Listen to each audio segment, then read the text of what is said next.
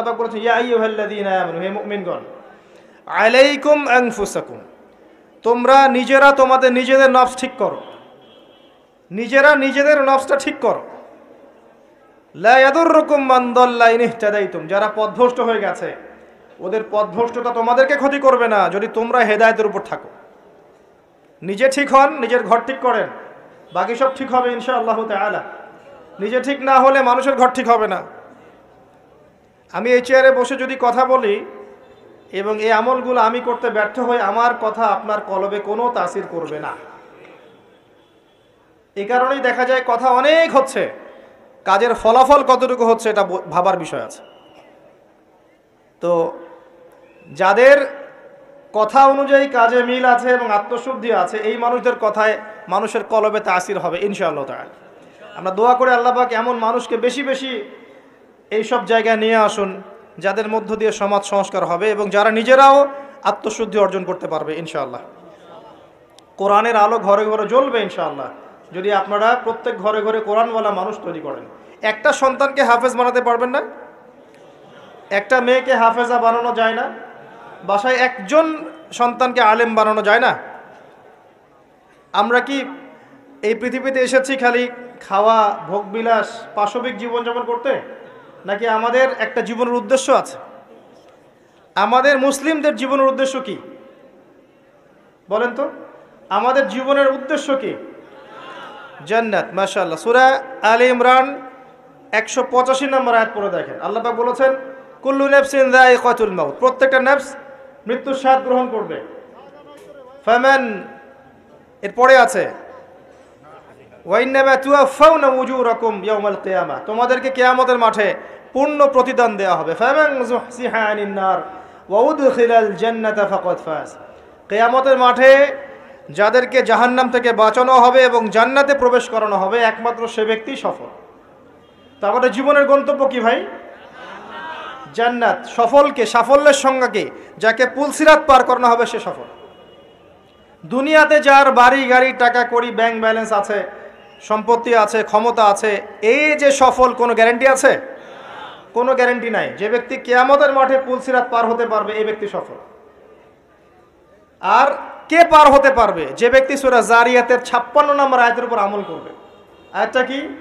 ওয়ামা খালাকতুল জিন্না ওয়াল ইনসা ইল্লা লিয়াবুদুন, আমি মানুষ এবং জিনকে শুধুমাত্র আমার ইবাদত করার জন্য সৃষ্টি করেছি। তো পৃথিবীতে যে আল্লাহর ইবাদত করবে, যার জীবনের গন্তব্য ঠিক রাখবে, সে ব্যক্তি সফল, আর কেউ সফল না। তা আমাদের উদ্দেশ্য কি ভাই? খালি বিয়ে করা, ঘর সংসার করা, বাচ্চা পয়দা করা, মারা যাওয়া? যাদের সমস্যা হচ্ছে আল্লাহর ওয়াস্তে এখান থেকে চলে যান প্লিজ। যাদের এখানে সমস্যা হচ্ছে, কথাবার্তা বলছেন, বাসায় গিয়ে লেপের তলে শুয়ে শুয়ে ওয়াজ শুনবেন, এখানকার পরিবেশ নষ্ট করবেন না। যারা কষ্ট করে এখানে এসেছে বসে বসে ওয়াজ শুনতে, এদের জন্য লেকচার। সমস্যা হলে বাসায় চলে যান, কম্বলের নিচে শুয়ে শুয়ে লেকচার শোনেন, আর ইউটিউব ফেসবুকে কমেন্ট করে জিহাদ করেন। কিবোর্ড মুজাহিদ, ওখানে বসে বসে কমেন্ট করবে, এটাই তার জিহাদ। যখন দেখবেন 100-200 কুকুর শুয়োরের সামনে একজন মুসলিমা দিনী বোন তাকবীর দিচ্ছে, তখন দেখবেন 1000টা মানুষ তাকবীর দেওয়া শুরু করবে। এর আগে তোমার তাকবীর কোথায় ছিল? এতদিন তো পশুর মতো জীবনযাপন করেছে। এখন একটা মেয়েকে আল্লাহ পাক জজবা দিয়েছেন, এখন দেখবেন যে কোনোদিন নামাজও পড়ে নাই, সেও আল্লাহু আকবার লিখে ফেসবুকে স্ট্যাটাস দিচ্ছে। তোমার আল্লাহু আকবারের কিছু যায় আসে না। আল্লাহু আকবার দেওয়ার মানুষ আল্লাহ পাক তৈরি করবেন ইনশাআল্লাহ। আর আল্লাহ পাকের গরু ছাগলের প্রয়োজন নাই, আনআমের প্রয়োজন নাই। লাহুম কুলুবুন লা ইয়াফকাহুনা বিহা, আছে না? ওয়া লাহুম আযানুন লা ইয়াসমাউনা বিহা ওয়া লাহুম আ'য়ুনুন লা ইউবসিরুনা বিহা উলাইকা কাল আনআম। এই আনআমদের আল্লাহর কোনো প্রয়োজন নাই। আল্লাহ পাক তার দিনকে বিজয় করার জন্য আল্লাহর মুখলেস বান্দা তৈরি করবেন ইনশাআল্লাহ। একজন সরে যাবে 10 জন আসবে, 10 জন সরে যাবে 100 জন আসবে। ছেলে থাকবে না, মেয়ে আসবে। এই প্রজন্ম থাকবে না, নতুন প্রজন্ম আসবে। আল্লাহ পাক এই দিনটাকে প্রতিষ্ঠা করবেনই ইনশাআল্লাহ। এ বিষয়ে কোনো সন্দেহ নাই, সন্দেহের কোনো অবকাশই নাই। যদি আমরা দায়িত্ব পালন না করি, ইয়াস্তাবদিল কওমান গায়রাকুম, অন্য কওমকে আল্লাহ পাক স্থলাভিষিক্ত করবেন। সুম্মা লা ইয়াকুনু আমসালাকুম, তারা তোমাদের মতো অপদার্থ হবে না। আল্লাহর কিচ্ছু যায় আসে না আপনাকে আমাকে, জানেন? এই যে আমরা বেঁচে আছি, দুনিয়ার বোঝা হয়ে বেঁচে আছি। আমরা পৃথিবীর বোঝা, এই উম্মতের বোঝা, আবর্জনা। আমরা প্রত্যেকেই, আমি নিজেকেও বলছি, আমরা উম্মার আবর্জনা। আমরা যদি উম্মার কিছু হতাম, আমাদের দ্বারা উম্মা বিজয় লাভ করত। আমাদের টার্গেট এখন একটা, দুনিয়া। আমাদের টার্গেট দুনিয়া, ভোগবিলাস, খাওয়া দাওয়া, ব্যাংক ব্যালেন্স, টাকা পয়সা, বাড়ি গাড়ি, স্ত্রী সন্তান, এতটুকু। মাঝে মাঝে আমরা জুমার নামাজে আসি, ঈদের নামাজ পড়ি, রমজান মাসে রোজা না রাখলেও তারাবিতে আসি, যাকাত দেই কি না দেই, সদকা একটু করি, বছর বছর হজ উমরা করি, টুপি লাগাই, দাড়ি লাগাই, ব্যাস ভোটের সিজন আসলে আবার ওইটা দিয়ে ভোট চাই। এই হলো আমাদের চরিত্র। এখন আমাদের আল্লাহর কোনো প্রয়োজন নাই। আল্লাহ পাক বলেছেন, ইন তানসুরুল্লাহ ইয়ানসুরুকুম, তোমরা যদি আল্লাহকে সাহায্য করো তখন আল্লাহ তোমাদেরকে সাহায্য করবেন। ইন্নাল্লাহা লা ইউগাইয়িরু মা বিকওমিন হাত্তা ইউগাইয়িরু মা বিআনফুসিহিম, কোন কওমের অবস্থা আল্লাহ পাক ততক্ষণ ঠিক করেন না যতক্ষণ ওই কওম তাদের অবস্থা সংশোধন করছে না। আলাইকুম আনফুসাকুম, নিজের নফস ঠিক করো, নিজে ঠিক হও। বেসিক জিনিস ঠিক নাই তো আমাদের। বড় বড় চিন্তা করছেন, বেসিকটা ঠিক নাই তো। দেখবেন ম্যাক্সিমাম মানুষ নামাজ পড়ছে না, ম্যাক্সিমাম মানুষ কোরআন পড়তে জানে না। বেশিরভাগ বোন আমাদের বেহায়াপনা, বেপর্দায় চলছে। ম্যাক্সিমামের রিজিক হারাম, জানেন? ম্যাক্সিমাম রিজিক হারাম, সুদ আর ঘুষ আর জেনার, এই যে দুর্নীতি, করাপশন দিয়ে ভর্তি। আল্লাহর ওয়াস্তে সত্য কথা বলতে শেখেন, নিজের নফসের সাথে সত্য বলেন যে আসলেই আমার রিজিকটা কতটুকু হালাল। সুদবিহীন মানুষ খুঁজে পাওয়া দুষ্কর। এখন সুদ খায় না, বা সুদ দেয় না, বা সুদের সাক্ষী থাকে না, বা লিখে রাখে না, বা লোন নেয়নি, এরকম মানুষের সংখ্যা খুব কম। দুই একটা হাতে গোনা পাবেন কিনা আল্লাহ ভালো জানে। একটা গ্রামে যাবেন, প্রত্যন্ত গ্রাম, সেখানে দেখবেন 10টা সুদী এনজিও করে আছে। রিজিক আমাদের হারাম। ম্যাক্সিমাম পরিবারকে গিয়ে দেখেন, পরিবারের মধ্যে পর্দা থাকবে না। ম্যাক্সিমাম পরিবার দেখেন বস্তুবাদী, খালি দুনিয়ার পিছনে ছুটছে। সাংস্কৃতিক অঙ্গনে গিয়ে দেখেন অপসংস্কৃতিতে ভর্তি হয়ে গেছে। যুবকদের দিকে তাকায় দেখেন, ম্যাক্সিমাম মেজরিটি সংখ্যক মাদকের সাথে সম্পৃক্ত। আপনি দেখবেন হয় মাদক, নাহলে গার্লফ্রেন্ড, নাহলে অহেতুক গেমস এন্ড স্পোর্টস, নাহলে দেখবেন আপনি মুভিজ দেখছে, পর্নোগ্রাফি দেখছে, অহেতুক আড্ডাবাজি করে, গুন্ডা মাস্তানি করে সময় নষ্ট করছে। কোনো জীবনের কোনো উদ্দেশ্যই নাই। মানে জীবনযাপন এমনভাবে করছে মানে ও কখনো মরবেই না। মানে ও পরকালের ফিকির তো দূরের কথা, নামাজে ডাকবেন বলবেন প্যান নষ্ট, আমি যাইতে পারি না। ইল্লা মাশাআল্লাহ, এর বাইরে আল্লাহ পাক কিছু মানুষকে তৈরি করেছেন, করবেন এবং করছেন, যাদের জীবনের উদ্দেশ্য জান্নাত, যারা তাওহীদের সাথে শিরককে আপোস করবে না, যারা সুন্নতে থাকবে, বেদাত করবে না, যারা হালাল খাবে, হারামে যাবে না, পরিবারকে ঠিক করে পর্দায় রাখবে, দিনের জ্ঞান অর্জন করবে, প্রচার প্রসার করবে, আগামী প্রজন্ম তৈরি করবে, এবং যাদের মধ্যে আল্লাহর দ্বীনকে প্রতিষ্ঠা করার মুজাহাদা থাকবে। এমন মানুষ আছে, ছিল, ভবিষ্যতে আসবে, তাদের সংখ্যা নিতান্তই কম হবে। কিন্তু তাদের জন্য একটা সুসংবাদ আছে, সেটা হচ্ছে কাম মিন ফিআতিন কালিলা গালাবাত ফিআতান কাসীরা বিইذنিল্লাহ। আল্লাহ পাক বলেছেন, কত ছোট ছোট সম্প্রদায় ছিল যারা বড় বড় কওমের উপর বিজয় লাভ করেছে। আগামীতে যখন ইসলামের বিজয় হবে সারা বিশ্বব্যাপী, তখন দেখবেন মুসলিমদের সংখ্যা খুব কম থাকবে। আল্লাহ পাক সব গরু ছাগলগুলোকে শেষ করে ফেলবেন। কিভাবে? এই যে মহামারী দিয়ে শেষ করতে পারেন, অথবা দেখবেন এই যে জালেমের শাসন দিয়ে শেষ করতে পারেন, দেখবেন মুসলিমদের মধ্যে ক্রন্দন লাগিয়ে শেষ করতে পারেন, বা যখন আল্লাহ এবং তার রাসূলকে ভুলে যাবে, বহিঃশত্রুদেরকে চাপিয়ে দিয়ে আল্লাহ পাক শেষ করে দিতে পারেন। আল্লাহর কোনো প্রয়োজন নাই গরু ছাগলের। এবং এখন আমি নিজে এবং আমরা অনেকেই এই গরু ছাগলের মতো জীবনযাপন করছি। আল্লাহ পাক আমাদেরকে বোঝার তৌফিক দান করুন। জীবনের একটা উদ্দেশ্য থাকতে হবে, যে আমার জীবনের উদ্দেশ্য দিন শেখা, বোঝা, প্রচার প্রসার করা, প্রতিষ্ঠায় চেষ্টা করা। তখন কি আপনি পুরো জীবনের নেকি পাবেন। জীবনে তাওহীদ থাকতে হবে, সুন্নত থাকতে হবে, তখন পুরো জীবনের প্রতিটা কাজ ইবাদত হবে। তার আগে নয়। প্রতিটা কাজ করতে হবে আল্লাহর সন্তুষ্টির জন্যে, তার রাসূলের তরিকায়, এবং আপনার এই আমলগুলো কবুল হবে তখনই যখন রিজিকটা হালাল হবে। অহেতুক শুধুমাত্র প্রোটেস্ট্যান্ট ভার্সনে ইসলাম পালন করে খুব একটা ফায়দা নাই। সুবিধা যতটুকু সুবিধা পালন করলাম, যখন সুবিধা নাই পালন করলাম না। যেটা করলে কোনো সমস্যা নাই করলাম, খাওয়ার পরে মিষ্টি খাইলে কোনো প্রবলেম নাই, খাচ্ছি, মধু খাচ্ছি, ঠিক আছে। কিন্তু এমন কিছু কথা বললে সমস্যা বলবো না, কাজ করলে সমস্যা করব না, ঠিক আছে। আপনি দেখবেন নামাজে পাক্কা মুসল্লি, কপালে সেজদার দাগ আছে, অর্থনৈতিক জীবনে পাক্কা সুদখোর, কারণ সুদ ছাড়লে চাকরি থাকে না। বাস্তবতা এমন ভাই, বাস্তবতা খুব কঠিন এবং বাস্তবতা খুবই খারাপ। বাস্তবতা হচ্ছে আমাদের নৈতিক অবস্থা এখন খুব খারাপ। এই জন্য প্রাইমারি লেভেলের কাজগুলো বেশি বেশি করা দরকার এখন। এই জন্য যারা ইসলাহ সংশোধনের চেষ্টা করছে, এইসব আত্মশুদ্ধিওয়ালা মানুষদের সোহবতে গিয়ে থাকেন, আত্মশুদ্ধিওয়ালা মানুষদের সাথে দেখা সাক্ষাৎ করেন, সোহবত নেন, পরামর্শ নেন, জীবন গড়েন।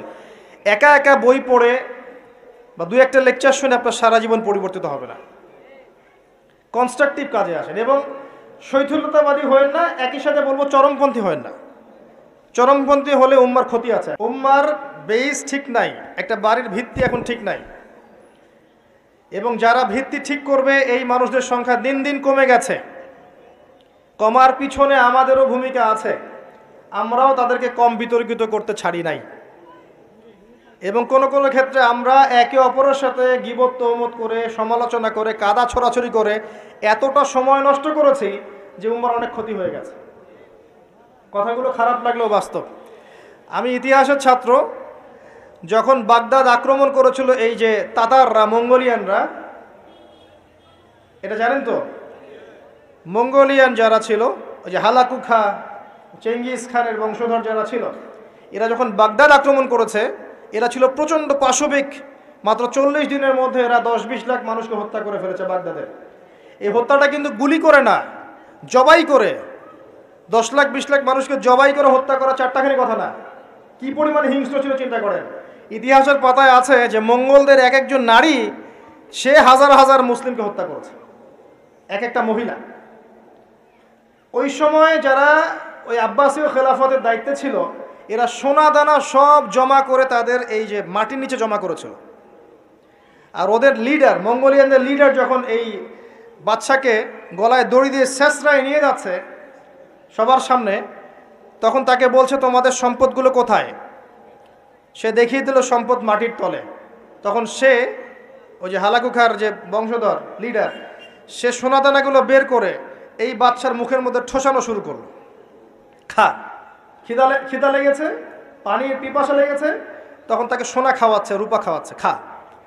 তো সে বলছে আমি কি খাবো, সোনা রূপা তো খাওয়ার জিনিস নয়। তখন ওই মঙ্গল কমান্ডার বলছে এই সোনা দানাগুলো জমায় না রেখে যদি জনগণের কল্যাণে ব্যয় করতে, এই জনগণ তোমাকে আজকে বাঁচাতে আসতো। ওরা বুঝতে পেরেছিল। কথা বুঝতে পারছেন? যে পয়েন্টে কথা বলতে যাচ্ছি সেটা হচ্ছে এই, ওই সময়ও কিছু কিছু মুসলিম যখন তারা আক্রমণ করেছে, তখন কিছু কিছু মুসলিম আপসে বাহাস করছিল, বাহাস, একে অপরের সমালোচনা, ডিবেট, যেটা আমরা এখন বেশি করতে চাই, যে কাকড়ার গোশত খাওয়া হালাল না হারাম, এইটা নিয়ে তারা বাহাসে পড়েছিল। চিংড়ি খাওয়া হালাল না হারাম, এটা নিয়ে বাহাসে ছিল। ওই সময় কোনটা বেশি গুরুত্বপূর্ণ ছিল, এই বাহাসটা না ওদেরকে প্রতিহত করা? এটা বোঝার জন্য আপনার ডক্টরেট ডিগ্রি নেওয়ার দরকার আছে? মাদ্রাসা ফারে ঘর দরকার আছে? Common sense. এখন পর্যন্ত বিশ্বে আমরা এই কাজটাই করছি। আপনি খেয়াল করে দেখবেন সারা ওয়ার্ল্ড ওয়াইড মুসলিমদের অবস্থা এখন এরকমই। চতুর্দিক থেকে চাপ আছে। এত সহজ না, চতুর্দিক থেকে মুসলিমদের চাপ আছে। পলিটিক্যাল, জিওপলিটিক্যাল, ইকোনমিক্যাল, সামাজিক, সোশ্যাল, আপনার এই যে সাংস্কৃতিক চাপ, অর্থনৈতিক, প্রত্যেকটা দিক থেকে দেখবেন নৈতিকতার অবক্ষয় আছে। এখনও আমরা ওই বিষয়গুলো নিয়েই ইখতলাফে ব্যস্ত আছি। একে অপরের গীবত করছি, সমালোচনা করছি, গীবত তহমত দিচ্ছি, একে অপরের নিন্দা না করতে পারলে ওয়াজ মাহফিল সুষ্ঠুভাবে হচ্ছে না, ইত্যাদি ইত্যাদি। আমরা জানি না কবে আমাদের কমন সেন্সের উদয় হবে, কবে বুঝতে পারবো আমরা যে আমরা এক উম্মাহ, আমরা সবাই এক, সবার মাঝে কিছু কিছু বিষয়ে মতানৈক্য থাকতে পারে, এটা স্বাভাবিক। এরপরেও আপনি আমার ভাই, আমি আপনার ভাই। কোনো দিনও আমাদের সবার সব বিষয় এক হবে না। কশ্চিনকালেও প্রতিটা বিষয়, প্রতিটা মাসলাকে, আকীদাগত বিষয় হোক আর আমলের হোক আর মুআমালাতের হোক, আমরা কখনো সবগুলো বিষয়ে ঐক্যমতে পৌঁছাতে পারবো না, থাকবেই ইখতিলাফ। এরপরও যদি আমরা সবাইকে এক উম্মাহ মনে করতে ব্যর্থ হই, এই অবস্থা হবে। আসেন, আলোচনা অনেক গভীরে চলে গেছি, বাইরে আসি। বেশি গভীর বললে মাথার উপর দিয়ে যাবে, বুঝতে পারবেন না। আল্লাহ পাক 7 শ্রেণীর মানুষকে আরশে আজিমে ছায়ায় ছায়া দিবেন। এক শ্রেণী হচ্ছে যারা ন্যায়পরায়ণ শাসক।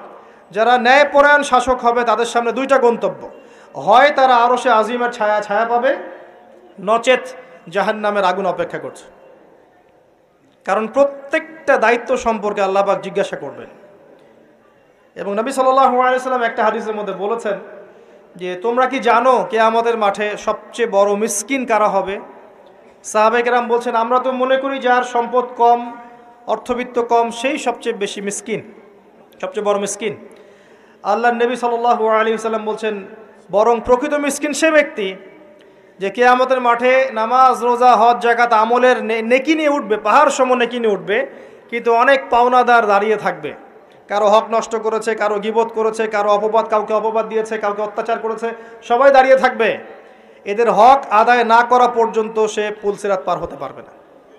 তখন কি করতে হবে? নিজের নেকি ওদেরকে দিতে হবে, কারণ তখন কোনো বেচা কেনার সুযোগ নাই, হক আদায়ের কোনো সুযোগ নাই। নিজের নেকি ওদেরকে দিয়ে শোধ করতে হবে। নেকি শেষ হয়ে গেলে কি হবে? অন্যের গুনাহ তার আমল নামায় আসবে, পরে দেখা যাবে ওই ব্যক্তি জান্নাতে চলে গেছে, আর এই ব্যক্তি পাহাড় সমান নেকি নিয়েও জাহান্নামে চলে গেল।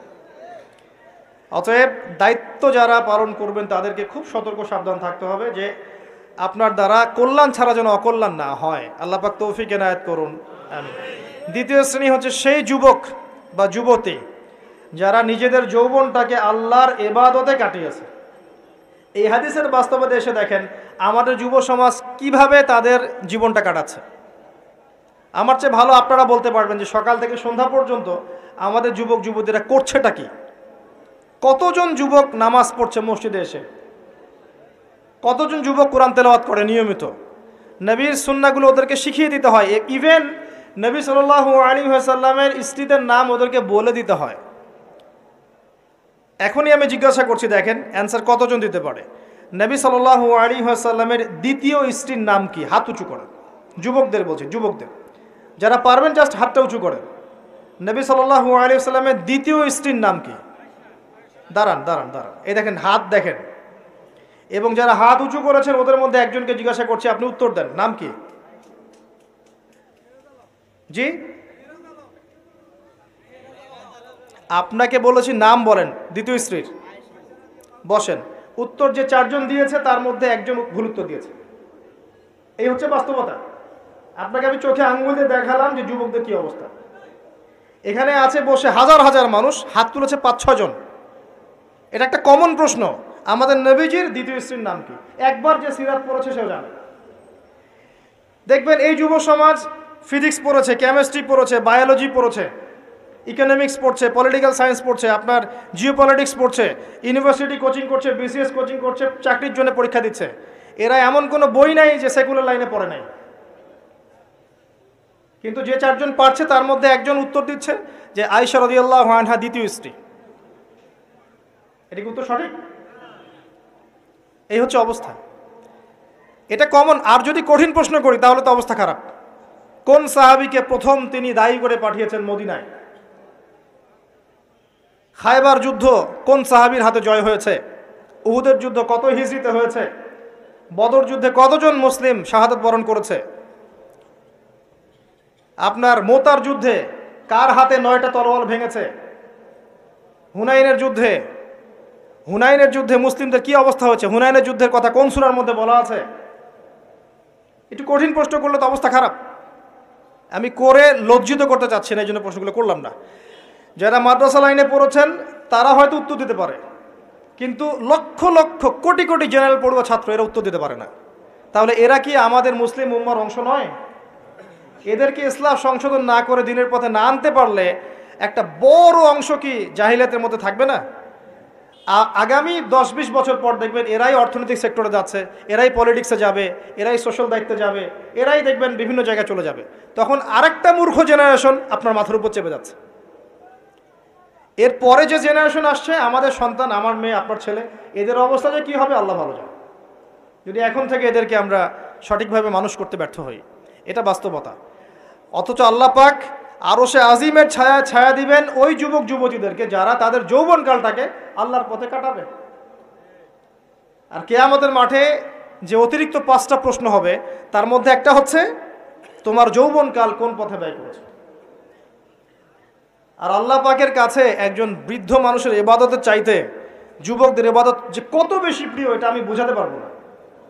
আল্লাহ পাক অবাক হয়ে যান সেই যুবককে দেখে যার প্রবৃত্তির তাড়না নাই, সে আল্লাহর দ্বীনের পথে ছুটছে। এই যুবককে দেখে আল্লাহ পাক অবাক হয়ে যান এবং তার দোয়া যেভাবে কবুল হবে, একজন মানুষ যার পা কবরে অলরেডি চলে গেছে তার দোয়া কি সেভাবে কবুল হবে? দুজন ইবাদত সমান? এই বয়সে আপনি অনেক কিছু করতে পারেন। আপনি চাইলে এখন বড় সন্ত্রাসী হতে পারবেন, বড় জেনাকারী হতে পারবেন, আপনি চাইলে টিকটক সেলিব্রিটি হতে পারবেন, আপনি চাইলে এখন আরও খারাপ লাইনে যে মাদক সেবন করতে পারবেন, 30-40টা গার্লফ্রেন্ড চেঞ্জ করতে পারবেন, আপনাকে কেউ বাধা দিবে না। আপনি চাইলে 1-2 হাজার টাকা দিয়ে জেনা করতে পারবেন, উন্মুক্ত সব আপনার জন্য। ইভেন এখন আপনি চাইলে মদও খেতে পারবেন, লাইসেন্স দিয়ে আছে, আপনি করতে পারবেন। এই সময়টা আল্লাহ পাক দেখতে চান আপনি কি করেন। যদি এই সময়টা আপনি আল্লাহর দিকে ফিরে আসেন, আপনি কোরআনের দিকে ফিরে আসেন, সুন্নত অনুযায়ী জীবনযাপন করেন, আপনার জন্য অপেক্ষা করছে জান্নাত। কি চান আপনি সিদ্ধান্ত নেন। শুরুটা হবে অধঃপতনের মেয়ে দ্বারা, মেয়ে দিয়ে অধঃপতন শুরু হবে, মেয়ের সাথে ফ্রি মিক্সিং, প্রেমের সম্পর্ক হয়ে যাবে, এরপর দেখবেন জেনা করে ফেলেছে, তারপর ব্রেকআপ, দুজন হতাশ, কেউ আত্মহত্যা করবে, অথবা কেউ দেখবেন পাইকারি জেনাকার হয়েছে বা রেপিস্ট হয়েছে বা মাদক সেবন করছে বা মিউজিক শুনছে, আস্তে আস্তে আস্তে আস্তে শেষ, লাইফটা শেষ, ক্র্যাশ। এভাবে যুব সমাজ নষ্ট হচ্ছে। অনেক সময় দেখবেন পড়াশোনা করছে, কোনো কারণে রেজাল্ট ভালো হয় নাই, আত্মহত্যা করে বসে আছে। ডে বাই ডে যুব সমাজের সাইকোলজি মেলই হয়ে যাচ্ছে। আমাদের যারা ওস্তাদ সাহেবরা আছেন, বৃদ্ধ প্রবীণ, তাদের যে গাম্ভীর্য আছে, ব্যক্তিত্ব আছে, গলার ভয়েস, কথা বলার অ্যাটিটিউড, ব্যক্তিত্ব, চলাফেরা, এগুলো এখনকার যুবকদের মধ্যে পাওয়া যায় না। আমার কথা ভালো করে মিলাই দেখেন, এখনকার যুবকদের মধ্যে মেয়েলই স্বভাব আছে, কথা বলবে মেয়েদের মতো, অ্যাটিটিউড কেমন জানি মেয়ে অ্যাটিটিউড, লাজুক ভাব, মেয়ে অ্যাটিটিউড, কোনো মানে একটা গায়রত নাই, সৌর্যবীর্য নাই, ফিজিক্যালিও দুর্বল, মানসিকভাবে দুর্বল, শারীরিকভাবে দুর্বল। একটা পাক লাগাই দেন মাঠে দৌড়াইতে, শেষ। 20 বছর 25 বছরে ভুড়ি হয়ে বসে আছে, গায়ে শক্তি নাই, ইভেন খেলাধুলাও করে না, মেশেও না মানুষের সাথে, সামাজিকও না। দেখবেন কেমন জানি আনসোশ্যাল, সারাদিন অনলাইনে পড়ে আছে বা গেমস খেলছে, ইন্টারনেট ঘাটাঘাটি করছে, রাতের বেলা সারা রাত নগ্ন ছবি দেখছে, সারা রাত। এত ভালো সাজার কারণ নাই, এগুলোতে ম্যাক্সিমামই আসক্ত, ম্যাক্সিমাম। এবং এটা আসক্ত হওয়ার কারণ আছে, এটা তো ফ্রি, অ্যাক্সেস ফ্রি, আপনি চাইলেই করতে পারেন। আপনার হাতে স্মার্টফোন আছে, আপনার বাবা দেখেন আপনি ফোনে কি করেন, আপনি চাইলেই করতে পারেন, কে বাধা দিবে আপনাকে? কেউ বাধা দেন নাই। আর এই যে গার্লফ্রেন্ড বয়ফ্রেন্ড সংস্কৃতি যখন থেকে ছড়িয়েছে, যা ইচ্ছা তাই করছে এরা। এবং এখন এই কাজগুলো শুধু ছেলেরা করছে না, মেয়েরাও করছে। মেয়েরাও মাদক সেবন করে এখন, জানেন, মেয়েরাও পর্ন দেখে। আর মেয়েদের ড্রেস আপ তো আমি বলার অপেক্ষা রাখে না। নতুন কি প্রোডাক্ট আসলো, নতুন কি কসমেটিক্স আসলো, নতুন কি ডিজাইন আসলো, নতুন কোন সিরিয়াল আসছে, কোন নায়িকা নতুন ডিজাইন ফ্যাশন করলো, সব নিয়ে ব্যস্ত হয়ে আছে। আমি ওইদিকে আসবো পরে, এতটুকু বলছি, এই যুবক যুবতীর জন্য আল্লাহ পাক আরশে আজিমের ছায়া রাখেন নাই। উম্মার জন্যে জীবন দেয়া অনেক পরের কথা, যদি দেশের জন্য জীবন দেওয়ার প্রশ্ন আসে এরা তাও দিতে পারবে না। আমি চ্যালেঞ্জ করব, এরা সেই জেনারেশন নয় যে জেনারেশন 71 সালে অস্ত্র হাতে নিয়েছিল পাকিস্তানিদের এগেনস্টে, এটা সেই জেনারেশন নয়। এই মাদকাসক্ত জেনারেশন কিন্তু এটা আপনি আশা করতে পারেন না। নৈতিকতার অধঃপতন আছে এদের মধ্যে, মানবিকতা নাই, নৈতিকতা নাই। রেপিস্ট জেনারেশন, জেনাকারী জেনারেশন, মাদকাসক্ত জেনারেশন, একে দিয়ে আপনি সেই বিষয় পাবেন না, ওটা আমাদের বাপদাদারা করে গেছে। সলিউশন কি? সলিউশন একটাই, এদেরকে নামাজি বানাতে হবে। 5 ওয়াক্ত নামাজি হলে লাইফটা রুটিন ওয়াইজ চলে আসবে, ডানে বামে যেতে পারবে না। এদেরকে প্রশান্তির উৎস দিতে হবে। এদের প্রশান্তির উৎস হচ্ছে একটা কোরআন, এবং দ্বিতীয়টা হচ্ছে এদের বয়স হয়ে গেলেই এদেরকে বিয়ের ব্যবস্থা করতে হবে। তৃতীয়টা হচ্ছে এদের বেকারত্ব দূর করার চেষ্টা করতে হবে। এবং সবসময় একই ধাঁচে বেকারত্ব দূর করার চেষ্টা করলে হবে না, ক্রিয়েটিভ কিছু করেন, আপনার প্রতিভা দিয়ে এমন কিছু করেন যেটা ক্রিয়েটিভ। আপনার ক্রিয়েটিভিটি কাজে লাগান, সমাজকে কিছু দেন, দেশকে কিছু দেন, রাষ্ট্রকে কিছু দেন। এদের প্রশান্তির উৎস হচ্ছে সুন্নাহ, সুন্নাহ মাফিক জীবনযাপন করার অভ্যস্ত, সুন্নাহ মাফিক জীবনযাপনে অভ্যস্ত করতে বলেন। এই কাজগুলো না করতে পারলে, এবং আল্লাহওয়ালা মানুষের কাছে নিয়ে আসেন, আল্লাহওয়ালা মানুষদের কাছে এদেরকে নিয়ে আসেন, সহবতে আনেন, দেখা করান, আলেমদের কাছে দেখা করান, মেশান, তাদেরকে দেখে তারা দিন শিখবে। আল্লাহর রাস্তায় সময় দিতে বলেন, আস্তে আস্তে দেখবেন ইনশাল্লাহ লাইনে আসছে। আদারওয়াইজ আপনি এই জেনারেশনকে দিয়ে আগামীর ভবিষ্যৎ আশা করতে পারেন না। বাস্তবতা খুব খারাপ, বাইরে যা দেখা যাচ্ছে ভিতরটা এমন নয়। ভিতরে ঢোকেন দেখবেন নোংরামি দিয়ে ভরে গেছে সব কিছু। অনেক সময় দেখবেন বাইরে থেকে যাদেরকে দেখে পরিষ্কার মনে হচ্ছে এদের ভিতরেও নোংরামি ধরে গেছে। এইগুলো দূর করার জন্য একটাই ওষুধ, তাসকিয়া, আত্মশুদ্ধি। আমি সবাইকে অনুরোধ করব আল্লামা তকি উসমানী হাফিজাহুল্লাহর একটা বই পড়তে। আত্মশুদ্ধি ও তাসাউফ একটা বই আছে, আত্মশুদ্ধি ও তাসাউফ একটা বই আছে, আপনি পড়েন। আমি আপনাকে এনশিওর করছি আপনার কাছে মনে হবে যে প্রতিটা লাইন আপনার জন্য লেখা হয়েছে। প্রত্যেকটা লাইন পড়বেন মনে হবে আপনার জন্যই লেখা হয়েছে বইটা। একবার বইটা পড়ে স্বাদ মিটবে না, বারবার পড়তে ইচ্ছা করবে। একটা বই পড়েন। আর অনেক বইয়ের নাম বলতে পারতাম আমি, কিন্তু আমি এখন যেটা ফিল করছি সবচেয়ে দুর্বল জায়গা আমাদের আত্মশুদ্ধির জায়গাটা। আত্মশুদ্ধি না আসলে আপনি এই খবিস কলবগুলোকে দিয়ে আলো জ্বালাতে পারবেন না, এটা সম্ভব না। আল্লাহর ওয়াস্তে বইটা পড়েন। কিনতে পারবেন? বাসায় লাইব্রেরি আছে কার কার? হাত তোলেন। বাসায় দিন ইসলামের দিনিয়াত লাইব্রেরি কার কার আছে? ইসলামী বইয়ের লাইব্রেরি আছে ব্যক্তিগত সংগ্রহে? লাইব্রেরি করেন, দেখেন লাইব্রেরির সংখ্যা কতগুলো। কিন্তু জেনারেল লাইব্রেরি কয়জনে আছে? হাত তোলেন। স্কুল কলেজ ইউনিভার্সিটির বই দিয়ে ভর্তি কার কার বাড়ি? সবার বাড়ি ভর্তি, মাশাআল্লাহ। তো এগুলো নিয়ে কবরে যাবেন ইনশাআল্লাহ, তাই না? প্রতি মাসে 1000 টাকার বই কেনা কি খুব কঠিন? আচ্ছা 500 টাকার বই কেনা খুব কঠিন? 500 টাকা তো আপনার একটা রেডিংয়ে চলে যায়। আপনার গার্লফ্রেন্ডকে নিয়ে কফি খেতে যান, 500 টাকা কেন? ও তো 3000 টাকা বিল করে রেখে দিবে। সে তো আপনার টাকা খেতেই আসছে আপনার কাছে। আপনি কি মনে করছেন সে আপনাকে ভালোবেসে এসেছে? সে আপনার অবস্থানকে ভালোবাসে। কে বলেছে সে আপনাকে ভালোবাসে? সে আপনার অবস্থানকে ভালোবাসে। এগুলো তো নষ্ট করছেন টাকা পয়সা। চায়ের দোকানে বসে ইন্টারনেটের মেগাবাইট কিনে ওয়াইফাই বিল দিয়ে অমুক তমুক করে সমস্ত কিছু করে টাকাগুলো নষ্ট করছেন। কিন্তু আপনি চাইলে প্রতি মাসে 500-1000 টাকার বই কিনতে পারেন। কেনা খুব কঠিন? পড়াশোনা করতে হবে। পড়াশোনার অভ্যাস না থাকলে একদিনের লেকচার শুনে আপনার আদতে কোনো উপকার হচ্ছে না। বিশ্বাস করেন, পড়াশোনা করেন, ইমান বাড়বে, তাসকিয়া হবে। আসেন ওই জায়গায় আসে। ওই যুবক এবং যুবতী যারা নিজেদের যৌবনকালটাকে আল্লাহর পথে উৎসর্গ করেছে, বিলিয়ে দিয়েছে, তারা আরও সে ছায়া ছায়া পাবে ইনশাআল্লাহ। 3 নাম্বার হচ্ছে সেই যুবকরা খুব ভালো করে শোনেন, সেই যুবক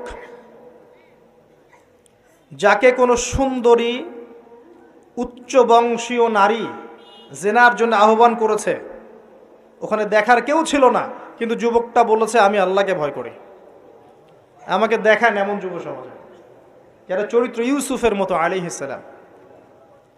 ইউসুফ আলাইহিস সালাম হচ্ছে আপনার চারিত্রিক আদর্শ। পড়ে দেখেন সূরা ইউসুফ। আর অনেকে সূরা ইউসুফকে ইউসুফ জুলাইখার প্রেম কাহিনী বানিয়ে দিয়েছে, তাই না? এগুলো কিন্তু মিথ্যা সিরিয়াল দেখছেন, এগুলো ভালো না সিরিয়ালগুলো। এগুলো কিন্তু বাজে কথা ছড়ানো হচ্ছে। সূরা ইউসুফ জুলাইখার প্রেম কাহিনী ছিল না। সূরা ইউসুফ মূলত ইউসুফ আলাইহিস সালাম এবং তার পিতার প্রেম কাহিনী। ভালো করে পড়ে দেখবেন। সন্তানের জন্য কাঁদতে কাঁদতে তার বাবার চোখ নষ্ট হয়ে গেছে। 12 বছর তার সন্তান জেলখানায় বিনা অপরাধে।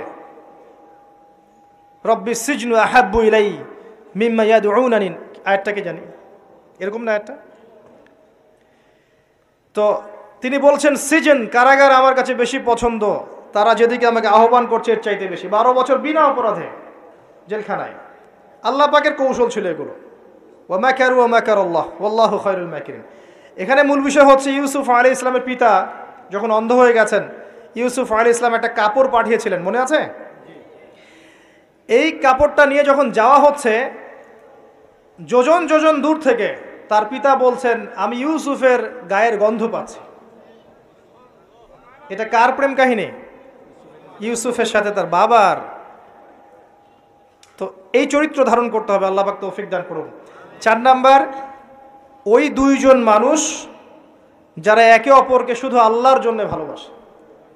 এই যে ভালোবাসার সংজ্ঞা শেখেন। মাকে ভালোবাসেন আল্লাহর জন্যে, বাবাকে ভালোবাসেন আল্লাহর জন্যে, স্ত্রী সন্তানকে ভালোবাসেন আল্লাহর জন্যে, আলেম ওলামাকে ভালোবাসেন আল্লাহর জন্যে, আপনার ভালোবাসা হোক আল্লাহর জন্যে, তখন আপনি মানুষের দুর্ব্যবহারে কষ্ট পাবেন না।